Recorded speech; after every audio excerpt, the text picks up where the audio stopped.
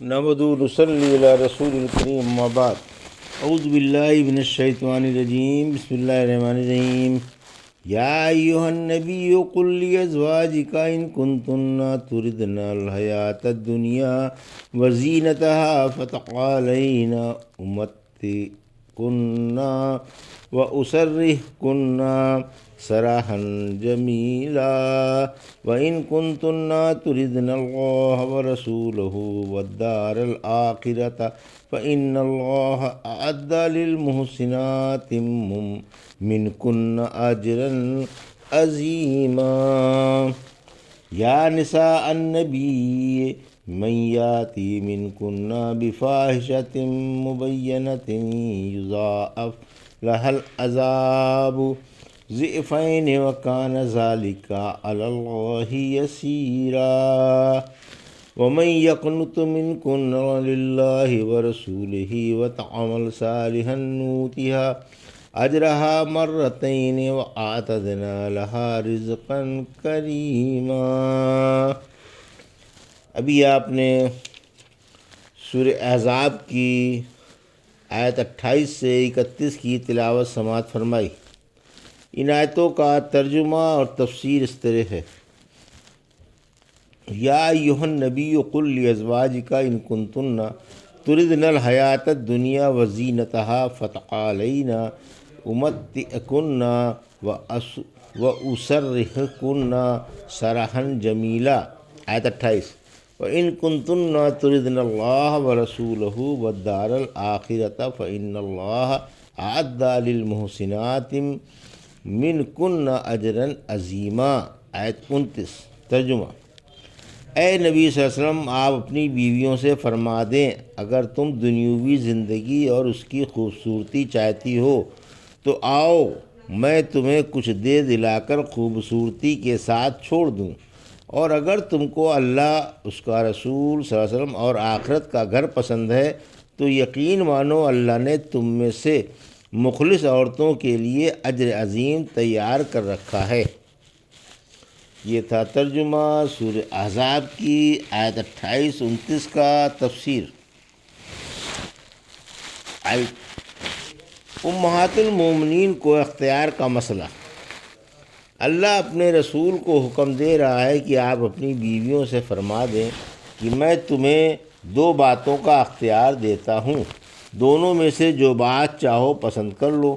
اگر تم کو دنیاوی خوبصورتی بھاتی ہے تو میں تمہیں خوبصورتی کے ساتھ کچھ دے دلا کر چھوڑے دیتا ہوں، اور اگر اللہ سے، اس کے رسول صلی اللہ علیہ وسلم سے اور آخرت کے گھر سے محبت ہے تو رسول اللہ صلی اللہ علیہ وسلم کے پاس رہ کر جو تنگی ہے اسے برداشت کرنا پڑے گا، اس کا ثواب آخرت میں اللہ کے پاس سے بہت بڑا ملے گا۔ لیکن ان اللہ والیوں نے حق تعالیٰ ان سے راضی ہو جائے اور انہیں خوش کر دے، اللہ کو، اس کے رسول کو اور آخرت کو دل و جان سے قبول کیا، اللہ نے بعد میں ان کے لیے دونوں سعادتیں جمع فرما دیں اور دنیا اور آخرت کی خیر و برکتیں انہیں نصیب ہوئیں۔ صدیقہ رضی اللہ تعالیٰ عنہ فرماتی ہیں، جب اللہ نے اپنے رسول کو یہ حکم دیا کہ آپ اپنی بیویوں کو دو باتوں میں سے کسی ایک بات کا اختیار دے دیں تو آپ سب سے پہلے میرے پاس آ کر فرمانے لگے کہ میں تم سے ایک بات پوچھتا ہوں، جواب میں جلدی نہ کرنا جب تک کہ اپنے والدین سے مشورہ نہ کر لو۔ آپ کو معلوم تھا کہ میرے والدین ایسے نہیں ہیں کہ وہ مجھے آپ سے الگ ہونے کا مشورہ دیں گے۔ فرماتی ہیں، پھر آپ نے میرے سامنے یہ دو آیتیں پڑھیں، میں نے اسی وقت آپ سے کہہ دیا کہ اے پیارے اللہ کے رسول صلی اللہ علیہ وسلم، اس میں امی جان اور ابا جان سے مشورہ کرنے کی کون سی بات ہے؟ مجھے تو اللہ، اس کا رسول اور آخرت پسند ہے۔ پھر تمام ازواج مطہرات نے وہی جواب دیا جو میں نے دیا تھا۔ یہ آیتیں اس وقت نازل ہوئیں جب کہ ازواج مطہرات نے آپ سے کچھ نان نفقے میں اضافہ چاہا۔ جابر رضی اللہ عنہ فرماتے ہیں، ابو بکر رضی اللہ عنہ نے رحمت عالم صلی اللہ علیہ وسلم کی خدمت میں حاضر ہونا چاہا۔ دیگر صحابہ آپ کے دروازے کے قریب بیٹھے تھے اور رحمت عالم صلی اللہ علیہ وسلم بھی گھر میں موجود تھے، مگر اجازت نہیں ملی۔ پھر عمر رضی اللہ عنہ نے حاضر ہونا چاہا، آپ کو بھی اجازت نہیں ملی۔ پھر آپ نے ابو بکر و عمر دونوں کو بلا لیا۔ جب یہ دونوں بزرگ اندر گئے تو رحمت عالم صلی اللہ علیہ وسلم خاموش بیٹھے ہوئے تھے اور چاروں طرف سے آپ کی عورتوں نے آپ کو گھیر رکھا تھا۔ عمر رضی اللہ عنہ نے دل میں سوچا کہ مجھے اللہ کے رسول صلی اللہ علیہ وسلم سے ایسی بات کرنی چاہیے جس سے آپ ہنسنے لگیں۔ بولے، اے اللہ کے نبی صلی اللہ علیہ وسلم، میری فلاں بیوی یعنی زید کی بیٹی نے ابھی ابھی مجھ سے خرچ مانگا تھا، میں نے اس کی گردن کچل دی۔ یہ سن کر آپ کو ہنسی آ گئی، جس سے آپ کی کچلیاں ظاہر ہو گئیں، اور فرمایا میرے ساتھ بھی یہی معاملہ درپیش ہے، یہ سب مجھ سے خرچ مانگ رہی ہیں۔ یہ سن کر ابو بکر رضی اللہ تعالیٰ عنہ عائشہ رضی اللہ تعالیٰ عنہ کی طرف اور عمر رضی اللہ تعالیٰ عنہ حفصہ رضی اللہ تعالیٰ عنہ کی طرف لپکے اور کہنے لگے، تم رحمت عالم صلی اللہ علیہ وسلم سے کیوں مانگ رہی ہو جب آپ کے پاس کچھ ہے ہی نہیں؟ آپ نے دونوں کو منع کر دیا کہ تم کچھ نہ کہو۔ سب نے کہا، اب کبھی ہم اللہ کے رسول صلی اللہ علیہ وسلم سے ایسی حالت میں کچھ طلب نہ کریں گے جب آپ کے پاس کچھ نہ ہوگا۔ پھر اللہ نے خیار کی آیتیں اتاریں۔ عائشہ رضی اللہ عنہا نے کہا کہ آپ میرا جواب کسی اور بیوی سے بیان نہ فرمائیں۔ اس پر اللہ کے رسول صلی اللہ علیہ وسلم نے جواب دیا کہ اللہ نے مجھے ڈانٹنے والا بنا کر نہیں بھیجا، مجھے تو تعلیم دینے والا اور آسانی کرنے والا بنا کر بھیجا ہے۔ مجھ سے تو جو بیوی تمہارے جواب کو پوچھے گی صاف صاف بتا دوں گا۔ خیار کے وقت آپ کے نکاح میں 9 عورتیں تھیں، 5 تو قریشیہ تھیں، عائشہ، حفصہ، ام حبیبہ، سودا اور ام سلمہ، صفیہ بنت حی، میمونہ بنت حارث، زینب بنت حرس اور جویریہ بنت الحارث۔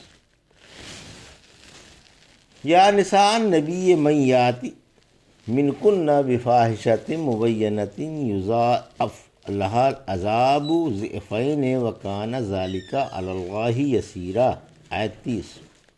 ترجمہ: اے نبی کی بیویوں، تم میں سے جو بھی کھلی بد اخلاقی کا ارتکاب کرے گی اسے دگنی سزا دی جائے گی، اور یہ بات اللہ کے نزدیک نہایت آسان ہے۔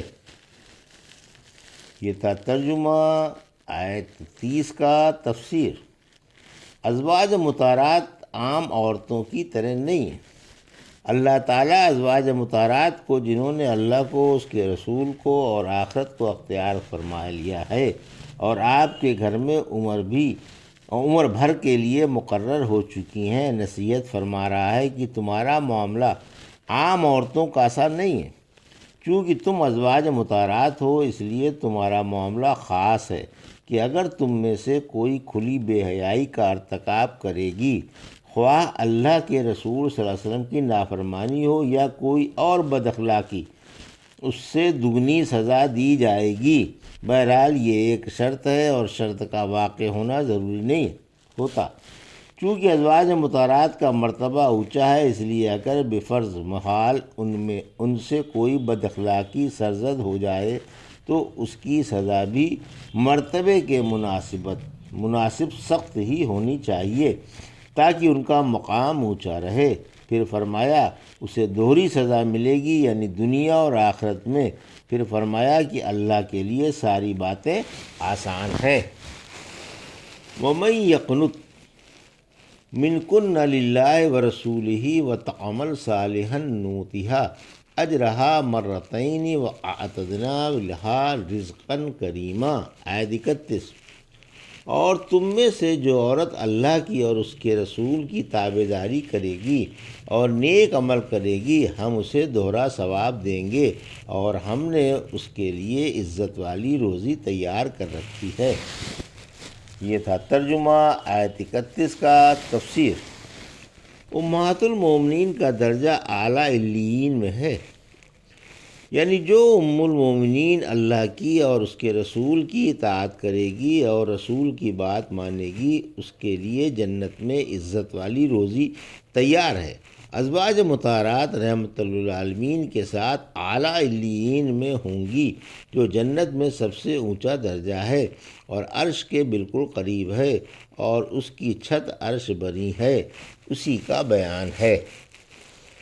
یہ تھا سورہ احزاب کی آیت 28 سے 31 کا ترجمہ اور تفسیر، جو ابھی آپ نے سماعت فرمائی۔ بارک اللہ لی ولکم فی القرآن الحکیم ونفعنا ایاکم بآیات الذکر الحکیم۔